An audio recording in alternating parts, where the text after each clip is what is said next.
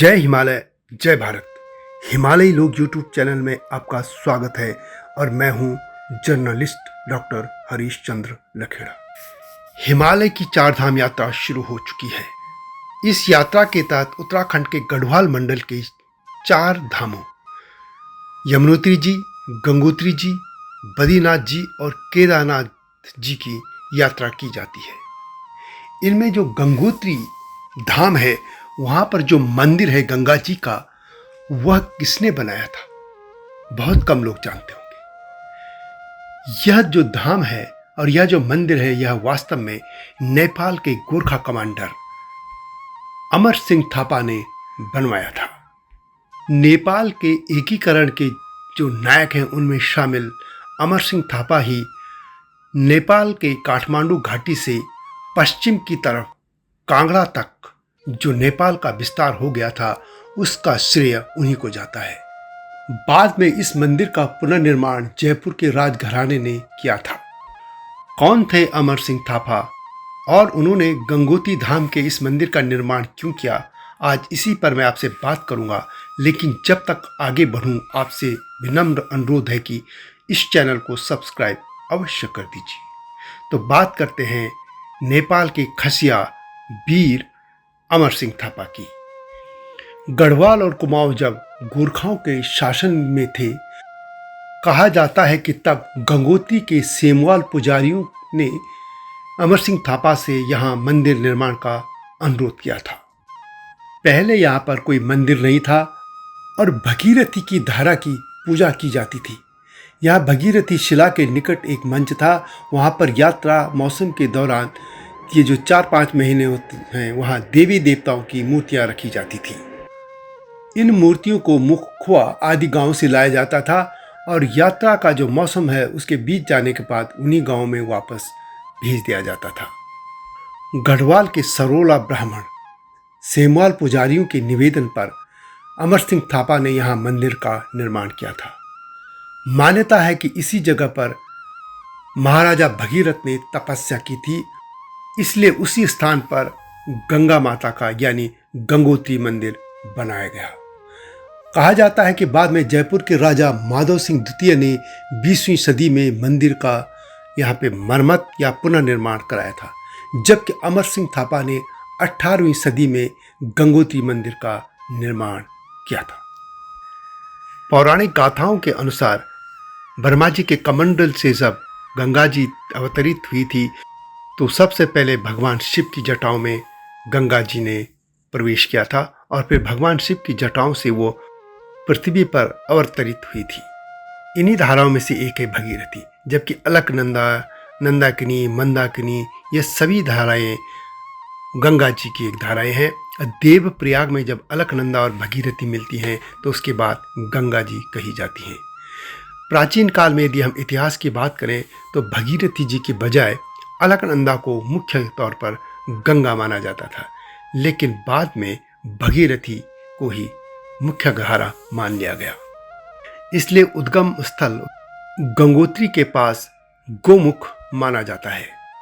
इसी गंगोत्री धाम में गंगा जी के इस मंदिर को आज के नेपाल के गोरखा कमांडर अमर सिंह थापा ने बनवाया था। अब ये अमर सिंह थापा थे कौन? नेपाल के एकीकरण की शुरुआत पृथ्वीनारायण शाह ने की थी। उनके 2 पुत्र थे, सिंह प्रताप और बहादुर शाह। पृथ्वीनारायण शाह के निधन के बाद उनके बड़े पुत्र सिंह प्रताप सिंहासन पर बैठे, लेकिन कुछ समय बाद ही उनकी भी मृत्यु हो गई। उनके निधन के बाद उनके 2.5 वर्ष के पुत्र रण बहादुर शाह को सिंहासन पर बिठाया गया और उनकी माता महारानी राजेंद्र लक्ष्मी ने उनके अभिभावक के रूप में सत्ता संभाल ली थी। हालांकि उनके जो देवर थे बहादुर शाह, उनसे भी उनका संघर्ष चलता रहा। महारानी राजेंद्र लक्ष्मी ने ही चौबीसी के राजाओं के आक्रमण को विफल करने के लिए 31 वर्ष के युवक अमर सिंह थापा के नेतृत्व में एक सेना भेजी थी। चौबीसी का मतलब यह है कि जो नेपाल की काठमांडू घाटी है, उससे पश्चिम की तरफ जो कि कुमाऊं की सीमा तक जो राज्य मिलते हैं, वहाँ 22 और 24 छोटे छोटे राज्य थे। उनको नेपाल के शासन में मिलाने के लिए यह सेना भेजी गई थी और उसका नायक चुना गया था अमर सिंह थापा को, जो कि मात्र 31 वर्ष के थे। अमर सिंह थापा के पिता का नाम था भीमसेन थापा, जो कि पृथ्वीनारायण शाह के एक सेना नायक थे।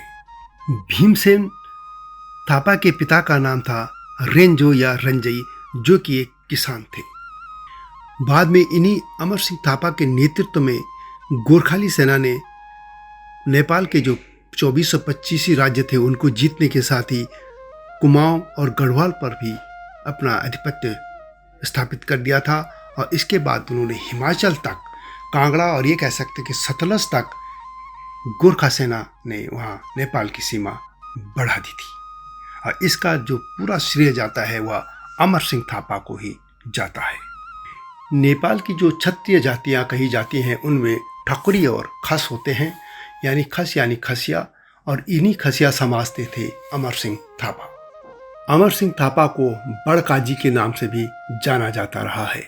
यह भी कहा जाता है कि अमर सिंह थापा ने नेपाल के मुख्तियार यानी मुख्य प्राधिकारी भीमसेन थापा को अंग्रेजों के साथ युद्ध से बचने की सलाह दी थी, लेकिन उसकी बात को नहीं माना गया और अंत में यह हुआ कि नेपाल और अंग्रेज जो युद्ध हुआ था उसमें नेपाल की सेना हार गई थी और उनकी सीमाएं भी फिर पश्चिम में काली नदी और पूरब में तीस्ता तक सीमित कर दी गई थी। और आज का जो स्वरूप नेपाल है वह अंग्रेजों के युद्ध के बाद यही उसकी सीमा तय की गई थी। बड़ा काजी अमर सिंह को उनके युद्ध कौशल, महानेतृत्व और देशभक्ति के कारण नेपाल के जीवित शेर के रूप में सम्मानित किया जाता है। ब्रिटिश इतिहासकार हैमिल्टन ने उनकी तुलना प्राचीन कार्थार्जियन जनरल हैनिबल से की है। नेपाली इतिहास में एक लोकप्रिय देशभक्ति पूर्ण उद्धरण उन्हीं के नाम पर दिया गया है। पश्चिमी नेपाल के अमरगढ़ी गांव का नाम उन्हीं के नाम पर रखा गया है। उनके नाम पर एक खुकरी तलवार भी है जिसका नाम अमर सिंह थापा खुकरी है। यह खुकरी उनके द्वारा इस्तेमाल की गई असली खुकरी पर आधारित है। अमर सिंह की इस्तेमाल असली खुकरी नेपाल के राष्ट्रीय संग्रहालय में रखी गई है।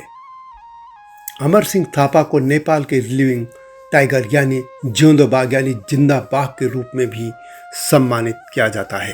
तो यह थी गंगोत्री धाम के मंदिर के निर्माण करने वाले वीर नेपाली गोरखा कमांडर अमर सिंह थापा की गाथा। वीडियो कैसे लगी कमेंट में अवश्य लिखें। मिलता हूं नई गाथा के साथ, तब तक जय हिमालय, जय भारत। हिमालय पे पेड़ हो तो गीत गाएंगी नदियाँ, गीत गाएंगी नदियाँ। पेड़ों पे चिड़िया है तो गीत गाएंगी नदियाँ, पेड़ों पे चिड़िया है तो गीत गाएंगी नदियाँ। माँ की लोरी जैसे होते हैं नदियों के गीत।